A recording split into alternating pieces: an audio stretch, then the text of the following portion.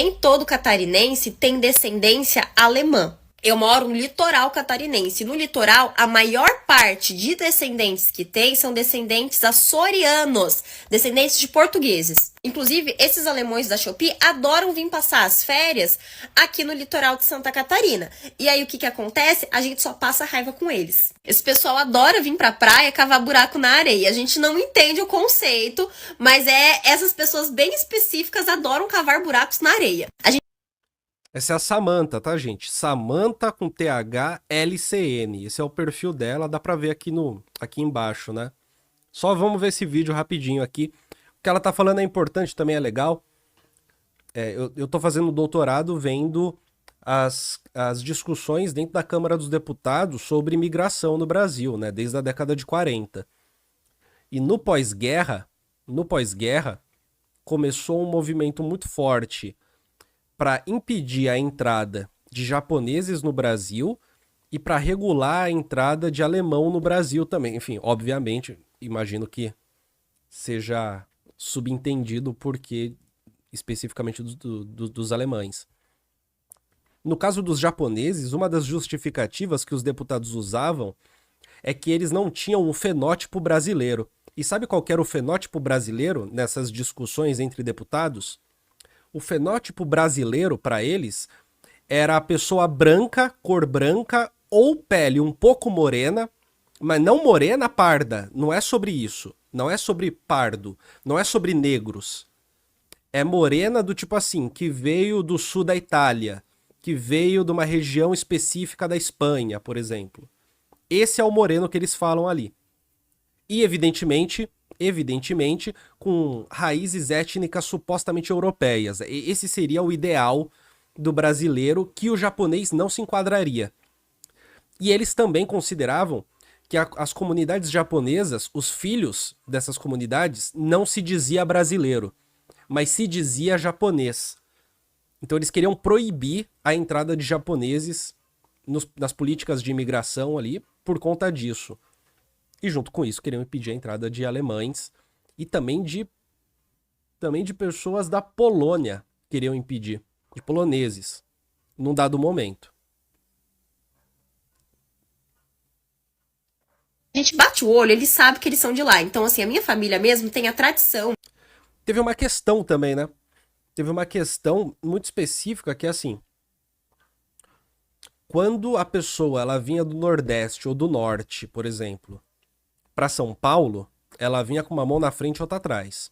Quando o imigrante chegava no Brasil, existia uma política de incentivo que envolvia não só a terra, mas às vezes uma grana para se gastar, para o Estado gastar, para construir condições para que a pessoa pudesse trabalhar, ser colono no interior dos estados do Sul, do Sudeste, mas não só para isso, para que pudesse reproduzir a sua raiz étnico-cultural, tá ligado? De chegar na praia, sentar, né? E a gente sempre vai pra praia bem cedinho, né? E aí, quando esse pessoal começa a chegar, né, de caravana, porque eles são bem farofeiro, tá? Eles montam lá a tendinha deles, e aí a gente fica brincando. Quer ver, ó? Já vão começar a cavar o buraco. E é dito e feito. Todos eles cavam buraco. É uma diversão. E não é coisa de criança, não. Os adultos gostam de cavar buraco. Eu não sei. Deve ser genética europeia. Alguma coisa deles. Essa alfinetada é maravilhosa. Mas assim, que fique claro, né? É, nessas discussões na Câmara dos Deputados, também fica muito claro que boa parte dos imigrantes que vieram para o Brasil, antes da década de 40, existe uma discussão sobre isso, mas durante ali o pós-guerra, boa parte chegou e quis ir embora, porque não encontrou condições para ficar no Brasil. Eram pessoas pobres que eram acostumadas com trabalho no campo e que chegavam no Brasil e encontravam uma situação tão ruim quanto do país de que saíram. E acabavam voltando.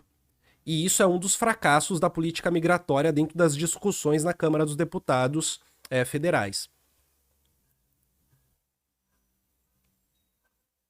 De gostar de cavar buraco. Mas enfim, vamos aos perrengues de CLT, né? Eu trabalhava em uma boutique que era só roupa de marca. Então, assim, os clientes que chegavam eram clientes de ticket alto, né?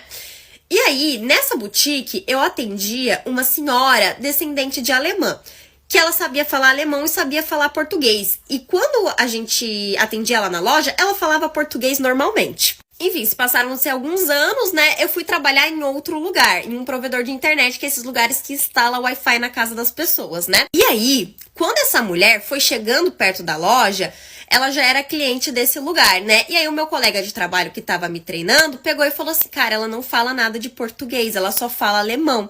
Então já vai pegando aí seu celular e agilizando o Google Tradutor pra falar com ela.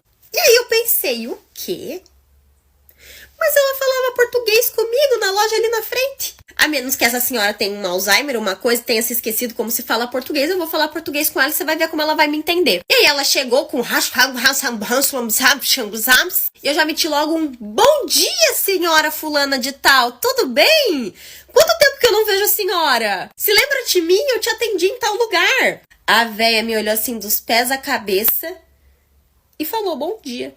A alemoa sabia falar português, sempre soube falar português, mas quando era em lugares que era de interesse dela encher o saco das pessoas, ela ficava falando alemão pra complicar a vida das pessoas. Aí o meu colega de trabalho até chegou e falou, né?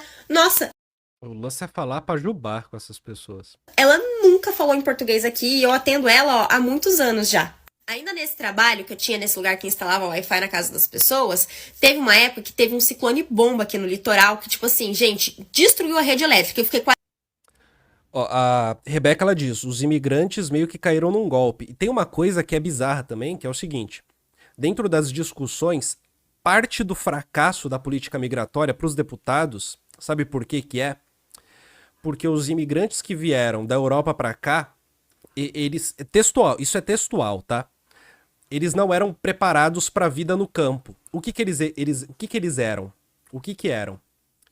Eles eram bailarinas, vendedores de telefone, e aí professores, e tipo, eles vão citando diversas funções de trabalho que ou tem a ver com artes, ou tem a ver com prestação de serviço. E que tem a ver com uma certa urbanidade. Eles não queriam, na política migratória, trazer imigrantes urbanizados. Queriam trazer o imigrante do interior do país acostumado com campo e com uma disciplina europeia, para cultivar nos interiores dos estados brasileiros essa suposta raiz que seria brasileira, mas que é um imaginário, né? É um desejo, na verdade, era um desejo, na verdade, essa raiz étnico-cultural da Alemanha, de Portugal, de Espanha e por aí vai. Quando você vê que tem um monte de comunidade que preserva raízes, né, em alguns estados do Brasil, comunidade de colonizadores que preservam as raízes, isso era incentivado, era desejado que isso acontecesse. Isso, eu não sei se o que eu vou falar é uma grande bobagem, mas assim, do ponto de vista desse entendimento de como deveria funcionar a migração para a Câmara dos Deputados do Brasil, Pomerode seria um sucesso. Pomerode seria o sucesso da migração. Entende o que eu quero dizer aqui? Seria o ideal, modelo. Sucesso, ideal, modelo. Seria um modelo de migração. Já São Paulo, que é muito citada nesses debates por conta de italianos, portugueses, etc., que se diz que com ele São Paulo virou uma cidade melhor, ao mesmo tempo, do ponto de vista étnico-cultural, São Paulo não seria, por sua vez, um sucesso. Porque São Paulo é uma cidade que tem como base o trabalho de pessoas do Nordeste demais, assim, né? Demais. Não é exatamente uma cidade onde você tem comunidades de imigrantes grandes e super fora de um entendimento multicultural, né? Tipo assim, que não são integradas. Elas até existem em São Paulo, mas não são tão grandes assim. E são integradas à cidade. quase uma semana sem energia. Vocês sabem como CLT é, né? Não importa se tá chuva, se tá sol, se não tá se acabando, tem que ir lá bater o ponto e trabalhar mesmo sem energia, né? E aí chegou um desses alemães da Shopee, né? Dentro da loja e falou assim, eu quero saber por que não tem internet na minha casa. E a gente explicou pra ele toda a situação do ciclone bomba, tal, que os dias que ele tivesse sem internet não ia ser cobrado, todo babado que a gente tinha que explicar, pra no final ele pegar e falar assim, eu não quero saber se passou ciclone bomba aqui. Lá na minha cidade, não passou o ciclone bomba. Eu vim passar as férias aqui e eu quero internet na minha casa. Ai, gente, a vontade era de mandar ele voltar pra Blumenau, sabe? Mas ok, né? A gente explicou pra ele, né, que o ciclone ele passou muito mais forte aqui no litoral e tal, que realmente não tinha como retornar imediatamente. Era só quando tudo tivesse estabilizado e tal. Aí sabe o que ele fez? Ele me xingou. Ele me xingou de caiçara. Eu nem em Santa Catarina nasci. Eu nasci em Caçapava, São Paulo. O cara vinha me chamar de caiçara. Eles são péssimos. A gente aqui do litoral odeia eles. Porque eles descem aqui pro litoral e eles não consomem aqui. Eles não consomem. Sim, esse vídeo tem um tom de desabafo bem forte, né? Acho que dá pra perceber e tal. Gente, eles vão no mercado, enche o cooler de coisa e vai fazer farofagem na praia, sabe? Eles mal e mal comem em restaurantes, mal e mal gastam no comércio local. Então, assim, sabe? Aqui no litoral a gente também não gosta deles. Então, assim, vamos dar uma segurada? Porque nem todo catarinense é igual, tá? Nem todo catarinense... É isso, gente. Legal o corte, né? Samantha LCN. Vale a pena dar uma olhadinha depois pra quem tiver o TikTok.